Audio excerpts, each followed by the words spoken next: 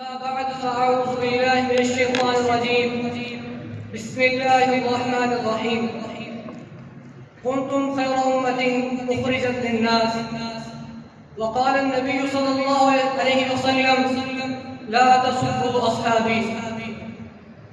سامعین و مخاطبین، اللہ وحدہ لا شریک نے رت کے عرض و سما کو چاک کر کے عرض و آکاش کا پیرہن ترتیب دیا تو خاک عرض کو بیچ کر انسان کا وجود آشکارا کیا تو اس انسان کی سرشت میں ہی حق کا بطل اور باطل کی رمق رکھ لی اور اس انسانوں میں ہی اللہ وحدہ لا شریک نے انبیاء کا سلسلہ ذہب جاری کر دیا اور ان انبیاء کے ذریعے انبیاء کے پیروکاروں کو اللہ تعالی نے احسن تقویم پر برقرار رکھا اور انبیاء کے منکرین کو اللہ تعالی نے اسفل السافلین کی تہوں میں پہنچا دیا.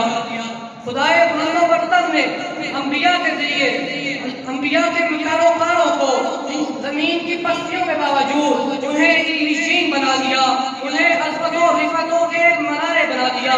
اسی طرح سامعین ہمنا آج سے کچھ 1400 سال قبل عرب کے ریگستانوں میں اللہ تعالیٰ نے نبی کریم صلی اللہ علیہ وسلم کو مخصوص کیا اور اس نخلستان کو آبادکاروں اور مقیموں سے مالا مال کر دیا. اس تاریخی کے دور میں جو بھی حق کا تاریخ حق کا تراشی اس طرف کا رخ کرتا اس جانب نکل آتا، اللہ تعالیٰ اسے عظمتوں سے نوازتے، اپنے کلام برحق میں اس کی صفات کی مدح کرتے، اس کے مخالفین کی خوب مذمت کرتے، یہاں تک کہ بعد میں آنے والوں کے لیے اللہ تعالیٰ نے ان لوگوں کو ایمان کا معیار بنا دیا. فرمایا فَإِنْ آمَنُوا بِمِثْلِ مَا آمَنْتُمْ بِهِ فَقَدِ اهْتَدَوْا. دوسری طرف یہی افراد جنہیں زمانہ اصحاب محمد کے وصف سے جانتا ہے، یہ افراد خود اس حق کے شہیداں تھے. جہاں نبی کریم صلی اللہ علیہ وسلم کا پسینہ بہا وہاں ان لوگوں نے خون کے دریا رہا کر دیے، اپنے مال و منال کو اسلام پر قربان کر دیا، اپنے تن من دن کو اسلام کے تابع کر دیا، مگر انبیاء کے صرف پیروکار نہیں ہوتے، مخالفین و معاندین کا ایک جہاں ہوتا ہے اور وہ لوگ صرف انبیاء کے طرف نہیں ہوتے، وہ ان ماننے والوں کو اپنے نفرت میں بچھائے تیر الزام کی نوک پر لاتے ہیں اور بغض و عناد لیے اپنے سنگ دشمنان کی ان پر کشت کاریاں کرتے ہیں. افسوس کہ اس زمانے میں ایسے افراد اپنے آپ کو مسلمان دعوت کروا رہے ہیں اور اصلاً اسلام لانے والے صحابہ کو منافقین دعوت کروا رہے ہیں. اور علم ادیان اور تاریخ ادیان سے واقف افراد ضرور میری اس بات کی تائید کریں گے کہ ایسے افراد کی عمل و فکر کے تانے والے یہودیت کے بنے ہوئے ہیں اور الحاد اور بے دینی ان کی گھٹی میں پڑی ہوئی ہے اور الحمدللہ آج ہم سب انہی کو بے نقاب کرنے، انہی کے فکر کو، انہی کے ایسے افراد کو بے نقاب کرنے جہاں مجتمع ہے.